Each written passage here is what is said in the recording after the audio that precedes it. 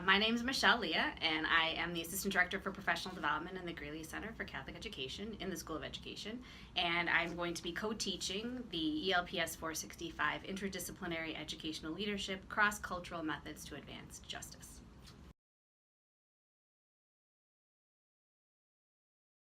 So the main objectives for this course are really to be looking at our own identities and being self-critical and reflective there, but then also looking forward to who we want to be in our future lives after our degree. So who do we want? How do we want to be a person for others? How do we want to be the best school psychologist, higher education person, instructional coach, educational leader?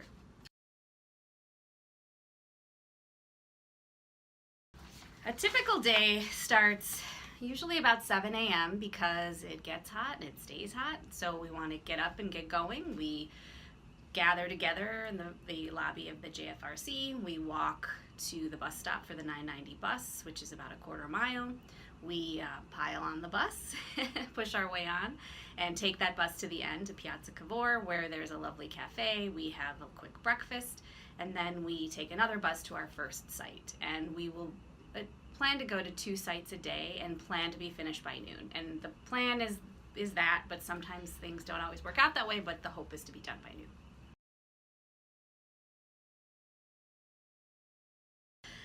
So I am always looking at life from the lens of a teacher. So I'm thinking about what it is to be a teacher, leader, instructional coach, reading specialist, and now a member of higher education. So when we are at sites, I'm thinking about how this is impacting me personally, but then how I also am thinking about how I can tell other teachers and educators to use that information.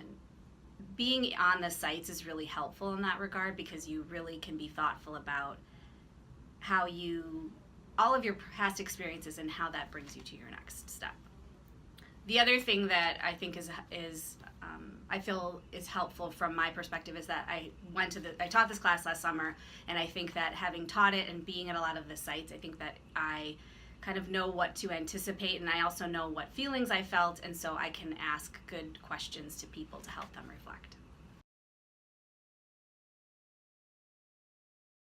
I think everyone benefits from going to a city you've never been to. I think everyone benefits from going to a city you've been to but you haven't been there in a while. Cities are living creatures, they change and ebb and flow. So being somewhere where you don't know the language, you're not necessarily familiar wholly with the public transportation, the language, it really causes you to exercise your empathy muscle so that you can really feel what it's like to be there, and to take that a step further, thinking about how when we welcome people into our schools who maybe their native language isn't English, that can be a really beneficial thing. I also think that as Americans, a lot of us, especially if we can afford to take a graduate class, we live kind of cushy lives. So we go from air-conditioned spot to air-conditioned spot. We can take a car or an Uber. We can order Uber Eats. So there are a lot of ways that this is kind of roughing it a little bit. We intentionally take public transportation. We intentionally are walking between sites. So I think that all of that really helps you reflect on yourself as a person, and then obviously also as your future self. For a higher ed student, I think that you're both experiencing this city as a student yourself, but always looking at how you might be the leader of the group and the leader of the class. And there are a lot of logistics, as Wendy Threadgill knows very well, that are involved in trying to get a group of students from point A to point B. So in our Teach Us sessions, they're all about the logistics, but then also the history and teaching the group. So you have to do both. So you have to get people where they need to go, but you also have to teach them about that site. So it's the both and, which I think that seems to be what higher education is partly about.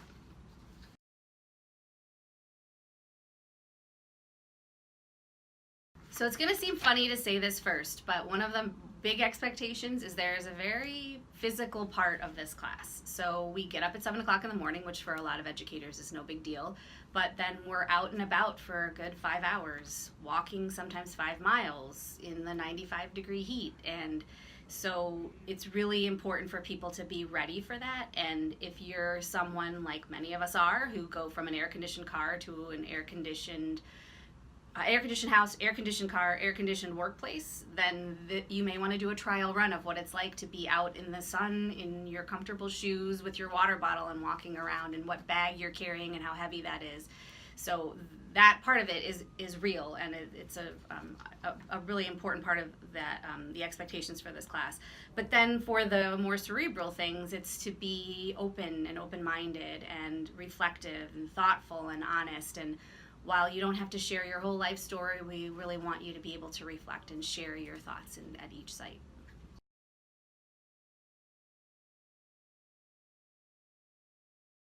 So I don't know if it's hidden, but I definitely think it's a gem. I really love the Basilica of San Clemente. I think that it is, in some ways, a metaphor for Rome, because it's on its surface is a beautiful, lovely place, church, but then there are literally layers of things below it, churches below it, and I feel like Rome is sort of like that. It's very complex, and there are lots of parts to it, and it is, there's always something to explore, and I think that's why I love it.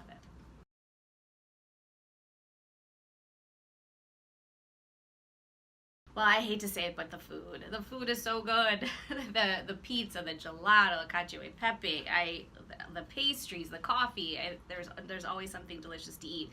And when you walk 5 miles a day, it's okay to have a little bit of something sweet. I love that everywhere you look or walk, it relates to history, and you can't get away from it in a good way. And then related to that everything is really related to art and music, and there's this really deep love of both of those things by the Italians, and so it's hard to not fall in love with Michelangelo or Raphael while you're there. We're really excited to start ELPS 465, mostly because we're excited to meet everyone. The best part of the course, honestly, is the people and being all together and exploring together and exploring ourselves and how we can be a person for others.